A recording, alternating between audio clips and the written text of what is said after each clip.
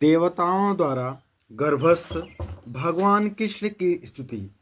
राजा कंस ने न केवल यदु, भोज तथा अंधक वंशों के राज्य तथा शूरसेन के राज्य को अपने अधिकार में कर लिया, अपितु उसने अन्य सभी आसुरी राजाओं से मैत्री भी स्थापित की। उसके नाम हैं प्रलंब, वक, चारूण, तृणावर्त, अघासुर, मुष्ठिक, अरिष्ट, द्विविद, पूतना, केशी तथा धेनुक। उस समय जरासंध मगध प्रांत, आजकल बिहार राज्य का राजा था। इस तरह कूटनीति से कंस ने जरासंध के संरक्षण में उस समय का सबसे शक्तिशाली राज्य सुगठित कर लिया। उसने बाणासुर तथा भौमासुर जैसे राजाओं से भी मैत्री स्थापित कर ली, जब तक कि वह सर्वाधिक प्रबल नहीं बन गया। फिर वह यदुवंश के प्रति, जिसमें कृष्ण का जन्म लेना था, अत्यधिक सतुता बरतने लगा। कंस के द्वारा सताए जाने के कारण यदु, भोज तथा अंधक राजा अन्य राज्यों तथा कुरु, पंचाल, केकय, साल्व, विदर्भ, निषद, विदेह तथा कौशल राज्य की शरण में जाने लगे। कंस ने यदु राज्य तथा उसी के साथ भोज तथा अंधक राज्यों की एकता को ध्वस्त कर दिया। उसने उस समय भारतवर्ष नाम से विख्यात विशाल भूभाग में अपनी स्थिति सुदृढ़ कर ली।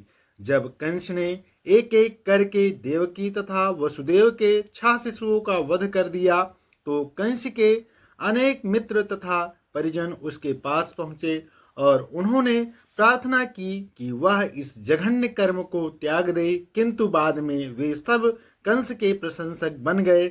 जब देवकी 7वीं बार गर्भवती हुई, तो उनके गर्भ में अनंत नामक कृष्ण का पूर्ण अंश प्रकट हुआ।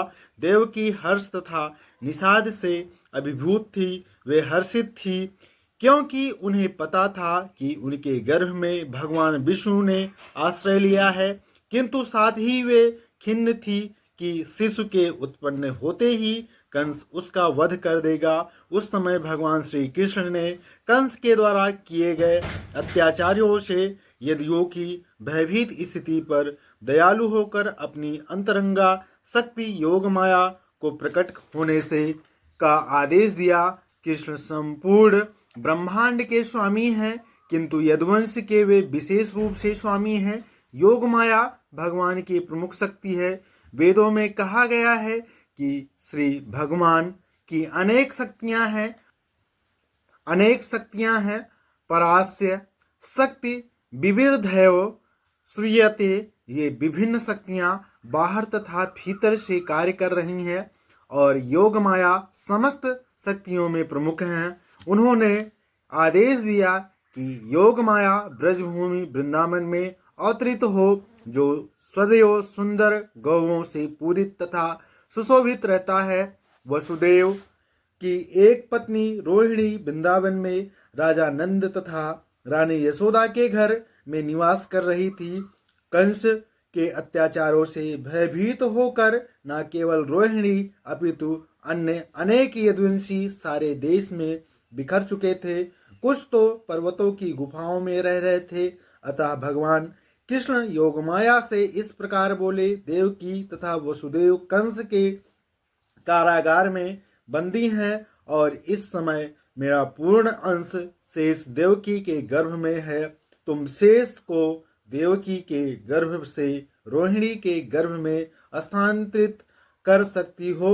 इस व्यवस्था के बाद मैं अपनी समस्त शक्तियों के सहित स्वयं देवकी के गर्भ में अवतरित होने जा रहा हूँ। फिर मैं देवकी तथा वसुदेव के पुत्र के रूप में प्रकट होऊंगा। तब तुम वृंदावन में नंद यशोदा की पुत्री के रूप में प्रकट होना, चूंकि तुम मेरी सहभगिनी के रूप में जन्मोगी और चूंकि तुम शीघ्र इंद्रिय तृप्ति की इच्छाओं की पूर्ति करोगी। अतः संसार के सभी लोग सभी प्रकार की मूल्यवान भेंटों तथा यथा अग्रु, बत्ती, पुष्प तथा यज्ञ की हवि से तुम्हारी पूजा करेंगे। जिन लोगों को भौतिकता से प्रेम है, वे तुम्हारे अंश के विचित्र रूपों में जो दुर्गा, भद्रकाली, विजया, वैष्णवी, कुमुदा, चंडिका, कृष्णा, माधवी, कन्यका, माया, नारायणी, ईशानी, शारदा तथा अंबिका नाम से अभिहित होंगी, तुम्हारी पूजा करेंगे। कृष्ण तथा योग माया भाई तथा बहन परम शक्तिमान तथा परम शक्ति के रूप में प्रकट हुए।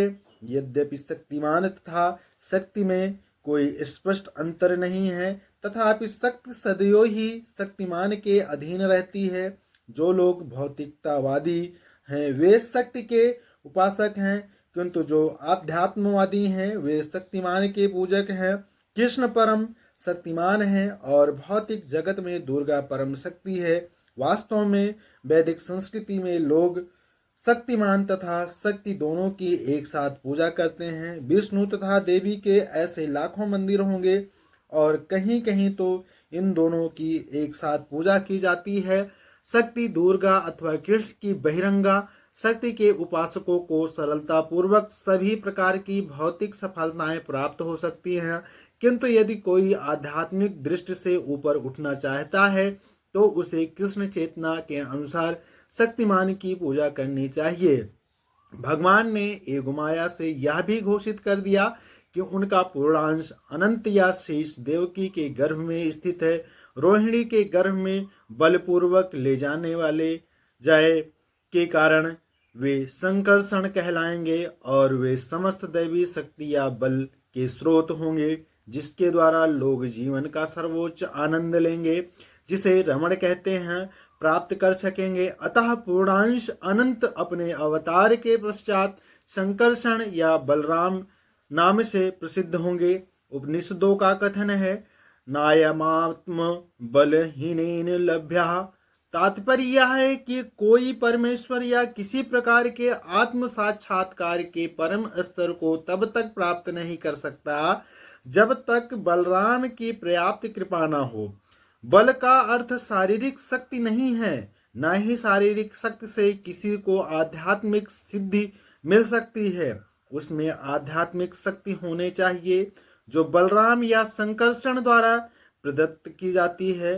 अनंत या शेष उस शक्ति का स्रोत है जो समस्त लोगों को उनकी विविध स्थितियों में धारण किए रहती है। भौतिक रूप से धारण करने की यह शक्ति गुरुत्वाकर्षण कहलाती है, किंतु वास्तव में यह संकर्षण शक्ति का ही प्रदर्शन है। बलराम या संकर्षण आध्यात्मिक शक्ति या आदि गुरु है। अतः भगवान नित्यानंद प्रभु जो बलराम के अवतार भी हैं, आदि गुरु हैं, और गुरु भगवान बलराम का प्रतिनिधि होता है जो आध्यात्मिक शक्ति प्रदान करता है। चैतन्य चरितामृत में इसकी पुष्टि की गई है कि गुरु कृष्ण की कृपा का प्राकट्य है। जब भगवान ने योगमाया को इस तरह आदेश दिया तो उसने उसकी प्रदक्षिणा की और तब उसकी आज्ञा अनुसार वह इस भौतिक जगत में प्रकट हुई। जब भगवान की परम शक्ति योगमाया ने शेष को देवकी के गर्भ से रोहिणी के गर्भ में स्थानांतरित किया तो वे दोनों ही योगमाया के वश में थी, जिसे योग निद्रा कहते हैं। जब ऐसा हो चुका तो लोगों ने समझा कि देवकी का 7वां गर्भ विनष्ट हो गया है। इस तरह यद्यपि बलराम देवकी के पुत्र के रूप में अवतरित हुए, किंतु रोहिणी के गर्भ में स्थानांतरित किए जाने के कारण उनके पुत्र कहलाए। इस व्यवस्था के बाद अपने निष्काम भक्तों की रक्षा करने के लिए सदैव तत्पर रहने वाले भगवान श्री कृष्ण ने अपनी पूर्ण अचिंत्य शक्तियों सहित संपूर्ण सृष्टि के स्वामी के रूप में वसुदेव के मन में प्रवेश किया। इस प्रसंग में यह ज्ञातव्य है कि भगवान श्री कृष्ण पहले वासुदेव के निष्काम हृदय में प्रविष्ट हुए और तत्पश्चात देवकी के हृदय में स्थानांतरित हुए। वे देवकी के गर्भ में वीर्य द्वारा स्थापित नहीं हुए थे। भगवान अपनी अचिंत्य शक्ति से किसी रूप में प्रकट हो सकते हैं। उनके लिए यह अनिवार्य नहीं है कि वे स्त्री के गर्भ में वीर्य क्षेपण की सामान्य विधि द्वारा प्रकट हों। जब वसुदेव भगवान को अपने हृदय में धारण किए हुए थे तो वे उस देवी दे दीप्यमान सूर्य की भांति लग रहे थे, जिसकी प्रखर किरणें सदा असह्य होती हैं और सामान्य जनों को झुलसाने वाली होती हैं। वसुदेव के शुद्ध निष्काम हृदय में स्थित भगवान का रूप कृष्ण के आदि रूप से भिन्न नहीं था।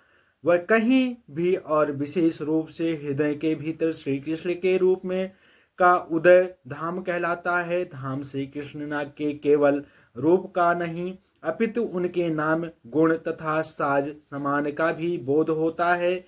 यह सब एक साथ प्रकट होता है। इस प्रकार भगवान का शाश्वत रूप अपनी पूर्ण शक्तियों समेत वसुदेव के मन से देवकी के मन में उसी तरह स्थानांतरित हुआ, जिस प्रकार अस्त होते हुए सूर्य की किरणें पूर्व में उदय होने वाले पूर्ण चंद्रमा में चली जाती हैं। भगवान कृष्ण वसुदेव के शरीर से देवकी के शरीर में प्रविष्ट हुए। वे सामान्य जीव की परिस्थितियों से परे थे। चूंकि कृष्ण वहां थे, अतः यह समझना चाहिए कि उनके सारे पूर्ण अंश यथा नारायण तथा सभी अवतार यथा नृसिंह वाराह इत्यादि उनके साथ साथ थे और उन पर भी इस जगत की परिस्थितियां काम नहीं कर रही थी। इस प्रकार देवकी उन भगवान का वास स्थान बन गई जो अद्वितीय हैं और सारी सृष्टि के कारण हैं। यद्यपि देवकी परम सत्य का वास स्थान बन गई, किंतु कंस के घर के भीतर रहने के कारण वे समित अग्नि या दुर्पयुक्त विद्या की भांति दिखाई पड़ती थी। जब अग्नि किसी पात्र में रख जाती है या किसी बंद घड़े में रखी जाती है तो अग्नि की प्रकाशमान किरणें नहीं दिखती। इसी प्रकार से वह दुरुपयुक्त ज्ञान जिससे सामान्य जनता का लोभ लाभ नहीं पहुंचता, प्रशंसित नहीं होता, इसी प्रकार देवकी कंस के महल के कारागार की दीवालों के भीतर रखी गई थी, जिससे कोई भी उनके उस दिव्य सौंदर्य को देख नहीं सकता था जो उनके गर्भ में भगवान के आने से उत्पन्न हुआ था। किंतु कंस ने अपनी बहन के इस दिव्य सौंदर्य को देखा और वह तुरंत इस निष्कर्ष पर पहुंचा कि भगवान ने उसके गर्भ में शरण ले ली है। इसके पहले वह इतनी अधिक सुंदर कभी नहीं लगती थी। वह स्पष्ट रूप से समझ गया कि देवकी के गर्भ में कोई कुतूहलपूर्ण वस्तु अवश्य है। अतः कंस विचलित हो गया। उसे विश्वास था कि भविष्य में उसका वध करने वाले भगवान का आगमन हो चुका है। कंस सोचने लगा, अब देवकी का क्या किया जाए। उसके गर्भ में निश्चित रूप से विष्णु या कृष्ण हैं, अतः यह निश्चित है कि कृष्ण देवताओं का उद्देश्य पूरा करने के लिए आ गए हैं। यदि मैं तुरंत देवकी का वध भी कर दूं तो उसका उद्देश्य विफल नहीं हो सकता। कंस भली भांति जानता था कि विष्णु के उद्देश्य को कोई विफल नहीं कर सकता। कोई भी बुद्धिमान पुरुष जान सकता है कि भगवान के नियमों का अतिक्रमण नहीं किया जा सकता। सारे असुर चाहे कितने ही विघ्न क्यों ना डाले, भगवान का उद्देश्य पूरा होकर रहेगा।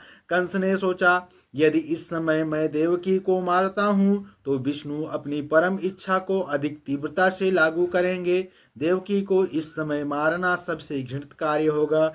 भले कोई कितनी ही विषम परिस्थिति में क्यों ना हो, किंतु वह अपनी ख्याति नष्ट नहीं करना चाहता।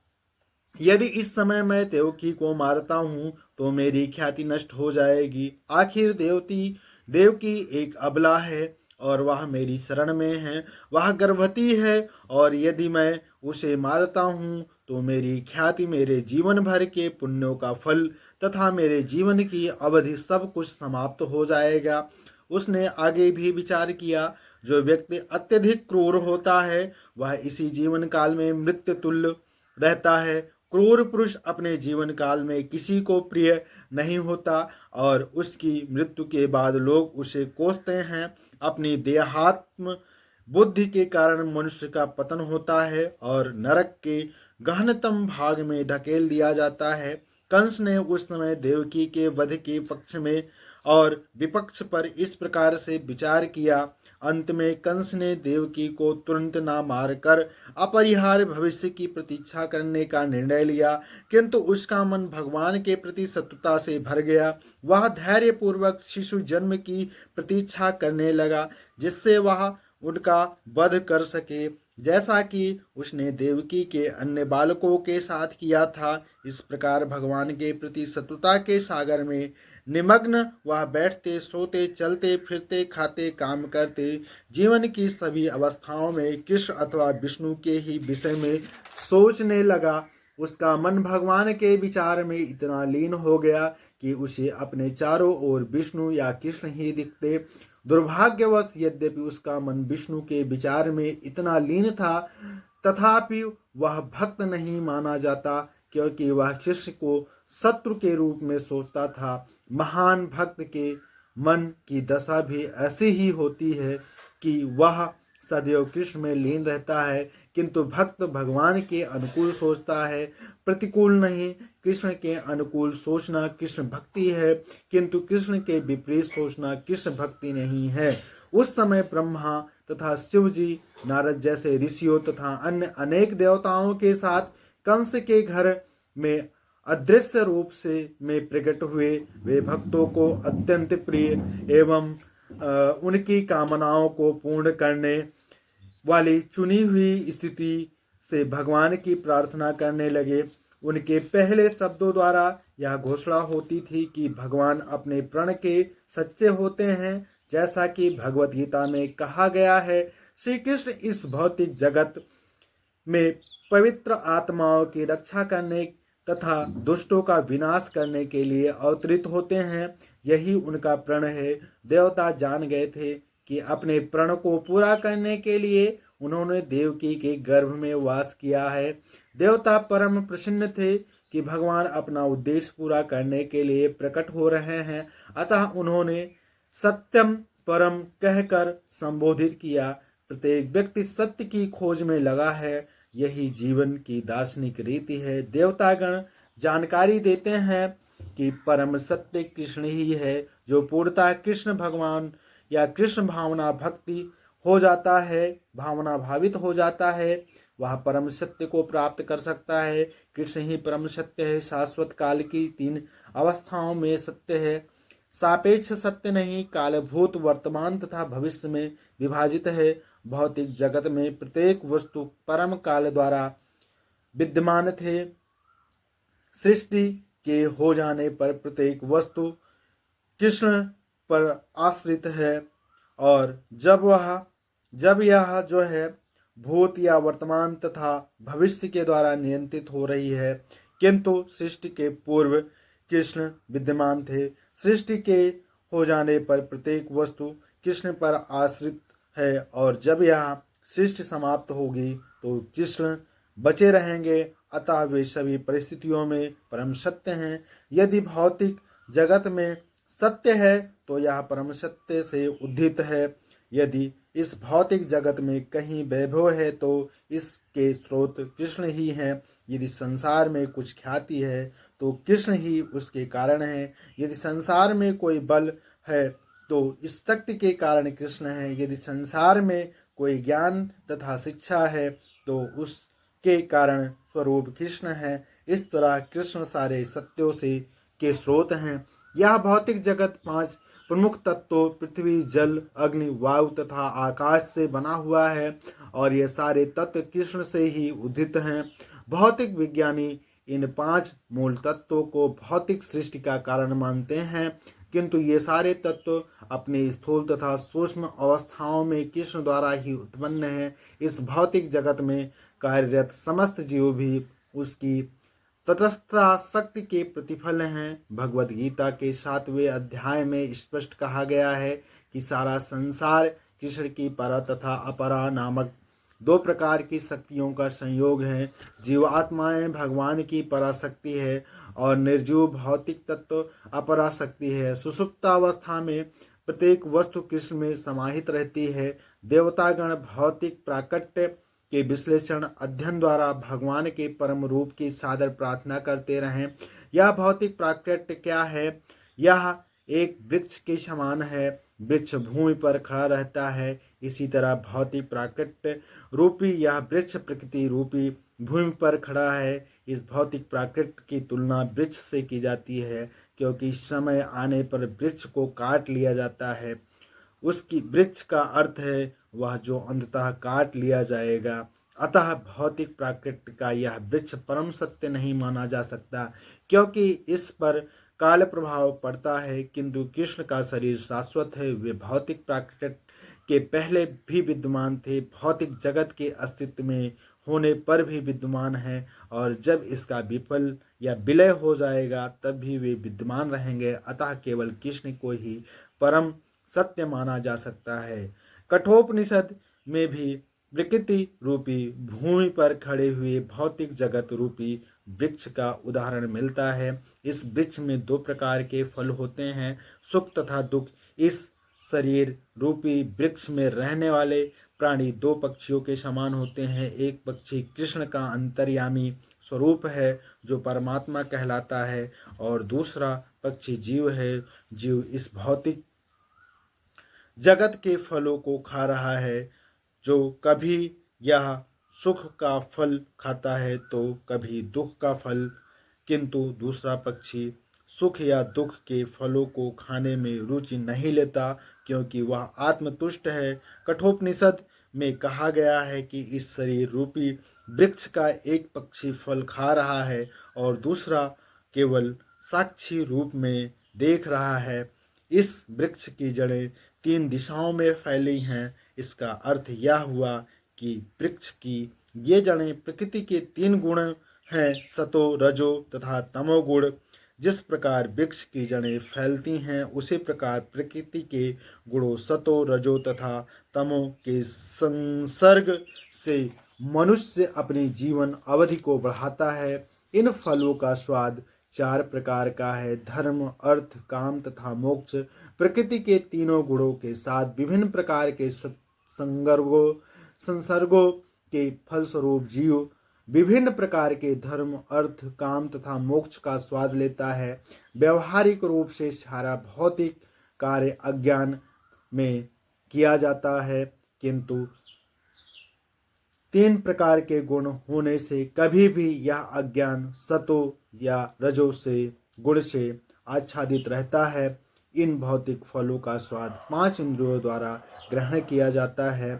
5 इंद्रियां जिनके द्वारा ज्ञान अर्जित किया जाता है 6 प्रकार के कोड़ों दोषों से प्रभावित होती हैं, जो है शोक, मोह, दुर्बलता, मृत्यु, भूख तथा प्यास। यह भौतिक शरीर या भौतिक जगत 7 कोशों आवरणों से ढका है, त्वचा, पेशी, मांस, मज्जा, अस्थि, वसा तथा वीर्य। वृक्ष की 8 शाखाएं हैं, पृथ्वी, जल, अग्नि, वायु, शून्य, आकाश, मन, बुद्धि तथा अहंकार। इस शरीर में 9 द्वार हैं, 2 आँखें, 2 नथुने, 2 कान, 1 मुंह, 1 शिश्न, 1 गुदा, और इस शरीर के भीतर 10 प्रकार के आंतरिक वायु प्राण हैं। प्राण आपान, उदान, व्यान, समान इत्यादि। जैसा कि ऊपर कहा जा चुका है, इस वृक्ष पर बैठे 2 पक्षी जीवात्मा तथा अंतर्यामी भगवान हैं। यहाँ पर वर्णित भौतिक जगत के मूल कारण भगवान ही हैं। वे अपना विस्तार करते हैं और भौतिक जगत के 3 गुणों को अपने अधिकार में करते हैं। विष्णु सतोगुण को संभालते हैं, ब्रह्मा रजोगुण को, और शिवजी तमोगुण का भार ग्रहण करते हैं। ब्रह्मा रजोगुण से इस सृष्टि को उत्पन्न करते हैं, विष्णु सतोगुण से इसका पालन करते हैं, और शिवजी तमोगुण से इसका संहार करते हैं। अतः संपूर्ण सृष्टि परमेश्वर पर आश्रित है। वे ही इसकी उत्पत्ति, पालन तथा संहार के कारण है। और जब इस संपूर्ण सृष्टि का विलय हो जाता है तो भगवान की शक्ति के रूप में यह सूक्ष्म सृष्टि भगवान के शरीर के भीतर स्थित रहती है। देवताओं ने स्तुति की, इस समय परमेश्वर कृष्ण इस जगत के पालन हेतु जन्म ले रहे हैं। वास्तव में परम कारण एक ही है, किंतु प्रकृति के 3 गुणों द्वारा भ्रमित हो जाने के कारण अल्पज्ञानी व्यक्ति समझते हैं कि यह जगत विभिन्न कारणों से प्रकट हो रहा है। जो बुद्धिमान हैं वे देख सकते हैं कि इसका कारण एक कृष्ण है, जैसा कि ब्रह्म संहिता में कहा गया है। ईश्वर परम कृष्ण सर्व कारण कारणम, भगवान कृष्ण समस्त कारणों के कारण हैं। ब्रह्मा सृष्टि के लिए नियुक्त किए गए प्रतिनिधि हैं, विष्णु पालन के लिए कृष्ण के अंश हैं और शिव जी विलय के लिए कृष्ण के अंश हैं। देवताओं ने स्तुति की, हे स्वामी, आपके शाश्वत स्वरूप को समझ पाना जो है दुष्कर है। सामान्य जन आपके वास्तविक रूप को समझने में अक्षम रहते हैं, अतः आप अपना आदि शाश्वत रूप प्रकट करने के लिए स्वयं अवतार ले रहे हैं। लोग किसी तरह आपके विभिन्न अवतारों को यह तो समझ सकते हैं, किंतु दो भुजाओं वाले कृष्ण के शाश्वत रूप को मनुष्यों के बीच उन्हीं के समान विचरण करते देख कर वे उलझन में पड़ जाते हैं। आपका यह शाश्वत रूप भक्तों के दिव्य आनंद को बढ़ाता रहता है, किंतु अभक्तों के लिए यह घातक है। जैसा कि भगवत गीता में कहा गया है, कृष्ण साधु के लिए अत्यंत मोहक है, परित्राणाय साधुनाम, किंतु यह रूप असुरों के लिए अत्यंत घातक है, क्योंकि कृष्ण असुरों के वध के लिए अवतरित होते हैं। अतः एक ही साथ भक्तों के लिए मोहक और असुरों के लिए घातक हैं। हे कमल के समान नेत्रों वाले प्रभु, आप शुद्ध सत्व के स्रोत हैं। ऐसे अनेक ऋषि हैं जिन्होंने केवल समाधि के द्वारा या आपके चरण कमलों के आध्यात्मिक ध्यान के द्वारा और इस तरह आपके विचार में लीन रहकर प्रकृति द्वारा उत्पन्न अज्ञान के महासागर को गोखुर में समाने वाले जल के समान बना दिया है। ध्यान का उद्देश्य मन को भगवान के चरण कमलों से प्रारंभ करके उन पर केंद्रित करना है। भगवान के चरण कमलों के ध्यान से ही बड़े बड़े मुनि इस विशाल भवसागर को बिना कठिनाई के पार कर लेते हैं। हे स्वयं प्रकाशित, जिन महान संतों ने आपके चरण कमलों की दिव्य नाव के सहारे अज्ञान सागर को पार कर लिया है, वे उस नाव को अपने साथ ही नहीं ले गए, वह अब भी इस पार पड़ी हुई है। यदि कोई नाव द्वारा नदी पार करता है तो वह नाव को भी उस पार लेता जाता है। अतः जब वह अपने गंतव्य पर पहुंच जाता है तो फिर वही नाव किस प्रकार उन लोगों के लिए उपलब्ध हो सकती है जो इस ओर प्रतीक्षा कर रहे हैं। इस कठिनाई का उत्तर देने के लिए देवता अपनी स्तुति में कहते हैं कि भगवान के चरण कमलों की यह नाव ले नहीं जाती है। जो भक्तगण अब भी भवसागर के इस पार खड़े हैं, वे दूसरी ओर जाने में समर्थ होते हैं, क्योंकि शुद्ध भक्त सागर को पार करते समय उसे अपने साथ नहीं ले जाते। जब कोई इस नाव के पास जाता है तो भौतिक अज्ञान का सारा समुद्र सिमट कर गोपद में समा जाता है। अतः भक्तों को दूसरी ओर जाने के लिए नाव की आवश्यकता हो ही नहीं पड़ती, वे तुरंत समुद्र पार कर लेते हैं। चूँकि महान साधु पुरुष समस्त बुद्ध जीवों के प्रति दयालु होते हैं, अतः नाव तब भी इस ओर पड़ी रहती है। कोई किसी समय उसके चरणारविंदों का ध्यान करके भौतिक अज्ञान के महान सागर को पार कर सकता है। ध्यान का अर्थ है भगवान के चरण कमलों पर एकाग्रता। चरण कमल भगवान के सूचक हैं, किंतु जो निर्विशेषवादी है वे भगवान के चरण कमलों को नहीं मानते, अतः उनके ध्यान का विषय निराकार होता है। देवताओं का यह पक्का निर्णय है कि जो लोग शून्य आय निराकार का ध्यान करने में रुचि रखते हैं, वे अज्ञान के सागर को पार नहीं कर सकते। ऐसे लोग केवल यही सोचते हैं कि वे मुक्त हो गए हैं। हे कमल नेत्र प्रभु, उनकी बुद्धि कलमशग्रस्त हो जाती है, क्योंकि वे आपके चरण कमलों को ध्यान करने में असफल रहते हैं। इस उपेक्षा भाव के कारण निर्विशेषवादी संसार के बद्ध जीवन में पुनः आ गिरते हैं। भले ही कुछ काल के लिए गिराकर या निराकार साक्षात्कार के पद तक पहुंच जाएं। निर्विशेषवादी ब्रह्म तेज में लीन होने के लिए कठिन तपस्या करते हैं, किंतु उनके मन भौतिक कलमश से मुक्त नहीं होते। वे चिंतन की भौतिक विधियों का निषेध मात्र करते रहते हैं। इसका यह तात्पर्य कदापि नहीं कि वे मुक्त हो चुके हैं। इस तरह वे नीचे गिर जाते हैं। भगवत गीता में कहा गया है कि निर्विशेषवादियों को चरम लक्ष्य की प्राप्ति के लिए महान यातनाएं सहनी पड़ती हैं। श्रीमद् भागवत के प्रारंभ में इसका भी उल्लेख है कि भगवान की भक्ति के बिना किसी को सकाम कर्मों के बंधन से मुक्ति प्राप्त नहीं हो सकती। भगवत गीता में भगवान कृष्ण का और श्रीमद् भागवत में नारद मुनि का कथन है और यहाँ भी देवता इसकी पुष्टि करते हैं। जो लोग भक्ति नहीं करते, उन्हें ज्ञान का चरम लक्ष्य ज्ञात नहीं रहता, ऐसे लोगों को आपकी कृपा प्राप्त नहीं होती। निर्विशेषवादी केवल यही सोचते हैं कि वे मुक्त हैं, किंतु वास्तव में उनमें भगवान के लिए कोई भावना नहीं होती। वे सोचते हैं कि जब कृष्ण इस जगत में आते हैं तो वे भौतिक शरीर धारण करते हैं। इस प्रकार वे कृष्ण के दिव्य शरीर की उपेक्षा कर देते हैं। भगवद गीता में इसकी पुष्टि हुई है।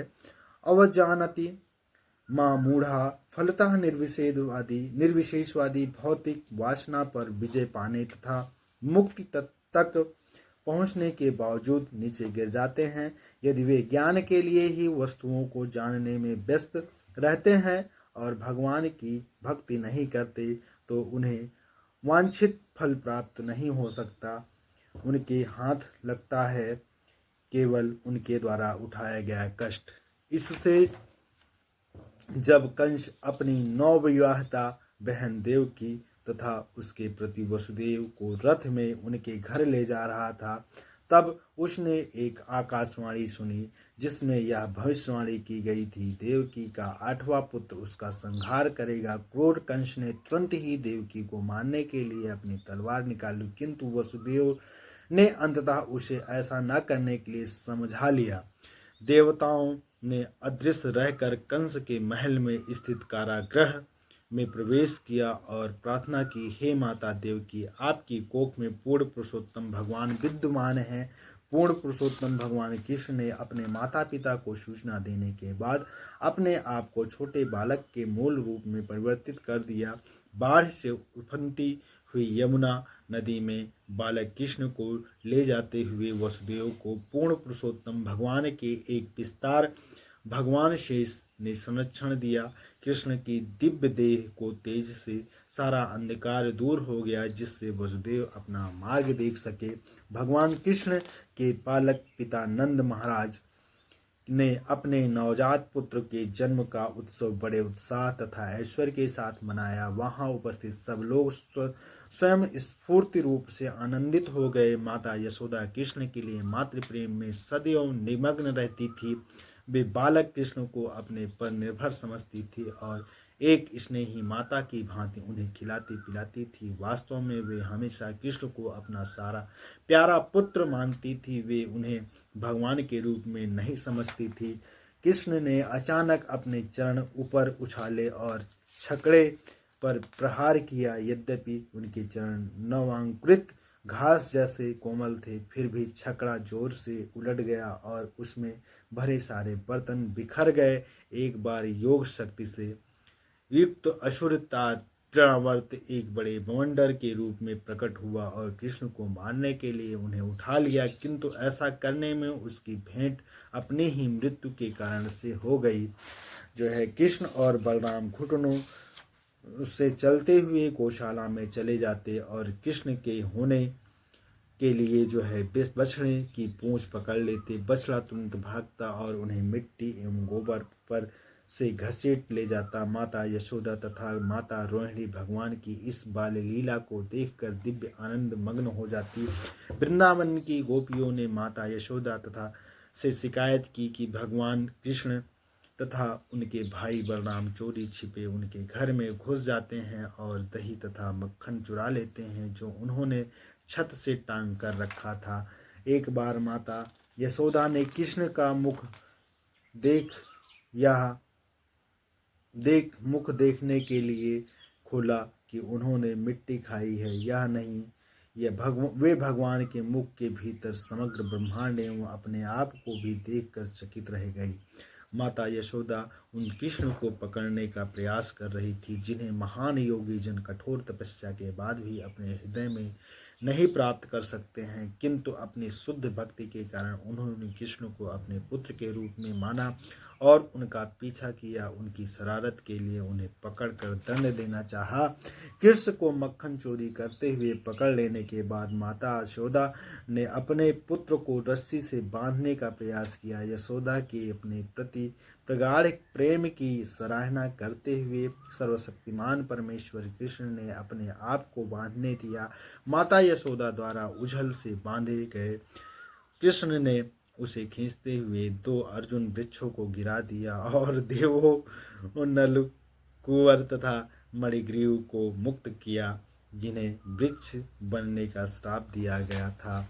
एक बार एक फल को बेचने वाली स्त्री नंद महाराज के घर आई। कृष्ण ने अपनी हथेली में उसे अनाज दिए के कुछ दाने दिए और उसके बदले में उसने भगवान को टोकरी के सारे फल दे दिए। भगवान ने उसकी टोकरी रत्नों से भर दी। भगवान बलराम तथा ग्वालों के साथ भगवान कृष्ण अपनी बंसी बजाते हुए वृंदावन से होकर गाय ले गए और रास्ते में उन्होंने अपनी दिव्य लीलाओं का आनंद लिया। एक बार जब कृष्ण तथा उनके ग्वाल मित्र यमुना नदी के किनारे पर पानी पी रहे थे, तब बकासुर नाम के एक बड़े असुर ने कृष्ण पर हमला किया, जिसे सभी ग्वाल स्तंभित रह गए। खेल खेल में अघासुर अजगर के मुंह में प्रवेश करते हुए ग्वाल बाल सर्वथा चिंता रहित थे, क्योंकि उन्हें विश्वास था कि कृष्ण उसकी रक्षा करेंगे। वृंदावन के मन में भगवान कृष्ण और उनके मित्रों ने अति आनंद के साथ अपना भोजन खाया। कृष्ण कमल पुष्प के कोश के समान और उनके मित्र कमल की पंखुड़ियों के समान लग रहे थे। ब्रह्मा के द्वारा भगवान कृष्ण से मित्र तथा बछड़े चोरी करने के बाद भगवान कृष्ण ने वैसे ही ग्वाल बाल तथा बछड़ों के रूप में अपना विस्तार किया। जब वे ग्वाल बाल तथा बछड़े विष्णु रूपों में परिवर्तित हो गए, जिससे यह स्पष्ट